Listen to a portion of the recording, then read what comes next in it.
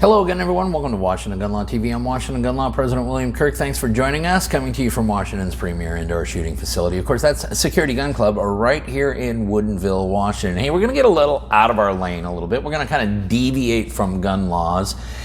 Just for today, I want to get you all educated about a huge opinion that came out yesterday. It's going to have a significant impact on the future of our country because it's going to have a significant impact on the upcoming presidential election. I am talking about the Florida documents case against former President Trump, which was dismissed yesterday. Now, if you go to the mainstream media and you try to figure out how the heck was that case dismissed, you know they're not going to give it to you straight. They're going to talk about some runaway, renegade, conservative, whack job judge that was appointed by Donald Trump who just ignored the law and ignored everything out and threw the case out all for political gain. Is that actually the case? Well, I've had an opportunity to do something that the mainstream media probably did not do.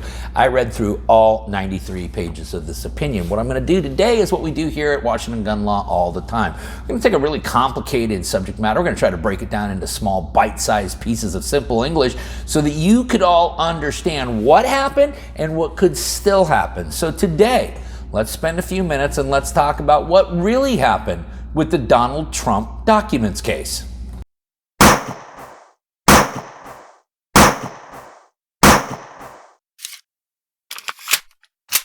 Okay, before we get going too far down the road we're going down, you know, we tell you here at Washington Gun Law all the time that we're not going to tell you how to think, but we are going to give you all the stuff to think about. Well, does the news treat you that way? And that's why I've been using Ground News, because in today's world of media bias and censorship, Ground News gives you the freedom to learn for yourself, to attach your own weight to the facts, and come to your own conclusion. Wow, what a concept, huh?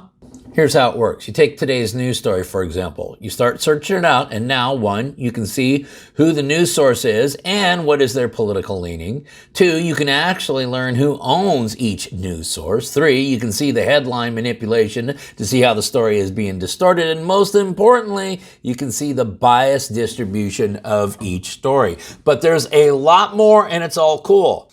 Take, for example, the blind spot. I love this feature. Now, it's only fully unlocked if you get a Vantage plan, but this allows you to see news stories that are only being covered by one side of the political spectrum. It really helps you understand the other side. Now, here's the best news. If you subscribe today at ground.news/Washington, you're going to receive 40% off the Vantage plan. Listen, it's time for you to break free from media manipulation. It's time for you to be able to make up your own mind. It's time for the news to start treating you like an adult. For more information, visit my good friends at ground.news/Washington. Okay, America, I recognize we don't normally talk about things other than gun laws, but I figured we could use our skill set here, which is to take big, complicated rulings or big, complicated pieces of legislation, break it down real simple so that everybody can just understand what the heck's going on. And if you're relying on mainstream media to do it, well, good luck to you. The case that we are talking about today, of course, is the case of United States of America versus Donald J. Trump. It is a case filed in the United States District Court for the Southern District of Florida in the West Palm Beach Division. The order of the court, to summarize what the court ruled yesterday, is as follows. The superseding indictment is dismissed because Special Counsel Smith's appointment violates the Appointments Clause of the United States Constitution, U.S. Constitution, Article 2, Section 2, Clause 2.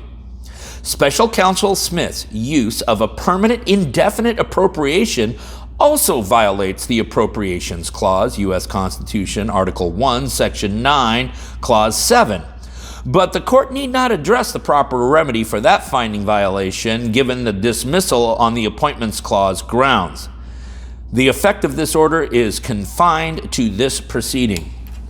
So, the case has been thrown out on not one, but 2 constitutional violations. And for the people who regularly geek out on this channel, we go back and we take a look at everything that happened in the United States Supreme Court over the last year. We take a look at everything that's happened with the ATF over the last year or so. It's, once again, a classic example of this thing has been halted in its tracks, not because of what they were doing, but how they were doing it. And that appears to be the big problem with this particular administration. Okay, now the Appointments Clause, which is found in Article 2, Section 2, Clause 2 of the United States Constitution, reads as follows. And by the way, when you hear the pronoun he, Understand that that is terminology meant to reference the President of the United States. He shall have power by and with the advice and consent of the Senate to make treaties, provided 2/3 of the senators present concur, and he shall nominate, and by and with the advice and consent of the Senate shall appoint ambassadors, other public ministers and consuls, judges of the Supreme Court, and all other officers of the United States whose appointments are not herein otherwise provided for, and which shall be established by law. But the Congress may, by law, vest the appointment of such inferior officers as they think proper in the President alone, in the courts of law, or in the heads of department. And it is this last section right here that the entire argument was about, because what Special Counsel Smith in the United States Department of Justice was attempting to argue is that he is an inferior officer. However, what the court found is this. Listen. Basically, you have given Special Counsel Smith a blank check. You have allowed him to bring whatever indictment he wants to bring. You've allowed him to run roughshod over the entire system. And you have given him an unlimited budget right now that has already spent $9 million. And not any of this has been through the approval or with the approval of Congress. And as the court found in finding that Special Counsel Smith was not an inferior officer, the court ruled an officer of the United States, as distinct from a non-officer employee, is an appointee who exercises significant authority pursuant to the laws of the United States. And that is where the court ended up hanging its hat, saying, listen, you've given this guy basically carte blanche to do whatever he wants. Don't try to convince us that this is in fact an inferior officer. This is, in fact, as the law refers to, as a principal officer, and therefore there is an appointment procedure which involves congressional approval. Now, we've seen other special counsels that have been approved in the past, such as Robert Mueller. But let us also remember that there had been previous congressional approval of Mr. Mueller in other professional capacities. So that was not challengeable. But here, what they did is the United States Department of Justice just basically went out to a private citizen and said, hey, do you want to be our henchman? We're going to appoint you as a special prosecutor. You go ahead and go get Donald Trump. It's really no different than if the United States government had come to me or somebody else who has absolutely no connection with the United States Department of Justice whatsoever and hired us essentially to be their hatchet man. But any decision to dispense with presidential appointment and Senate confirmation is Congress's to make, not the president's. That's right. Congress can, in fact, delegate authority for department heads, such as the head of the Department of Justice, Merrick Garland, to nominate and appoint inferior officers. The Congress can delegate that authority. It says right there in the Constitution. But that is only for inferior officers, and the court here has found that Special Counsel Jack Smith is actually operating, which he is, in fact, as a principal officer. Therefore, his appointment to this position is unconstitutional. If he's unconstitutionally in that position, his indictment of former President Trump is also unconstitutional in its inception. Put another way, there can be no expansion of the vesting power beyond what is permitted in the clause, and there can be no usurpation of the appointment power by indirection. And this is an important tenet of how our government is meant to be run. We have elected representatives who theoretically are there to represent our interests. I say theoretically, but they are also there to serve as a check and balance on the executive power, and therefore congressional approval through an appointment process is required by the United States Constitution. The court specifically summed up the arguments as follows. The first is a challenge to his appointment under the Appointments Clause, which provides the exclusive means for appointing officers of the United States. The Appointments Clause sets as a default rule that all officers of the United States, whether inferior or principal, must be appointed by the President and confirmed by the Senate.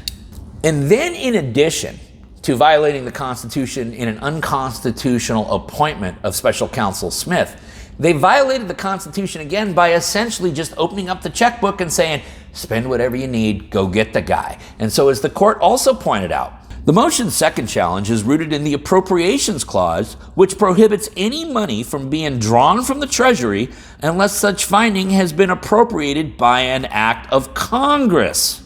And so ultimately, what the court has ruled, both the appointments and appropriations challenges as framed in the motion raise the following threshold question.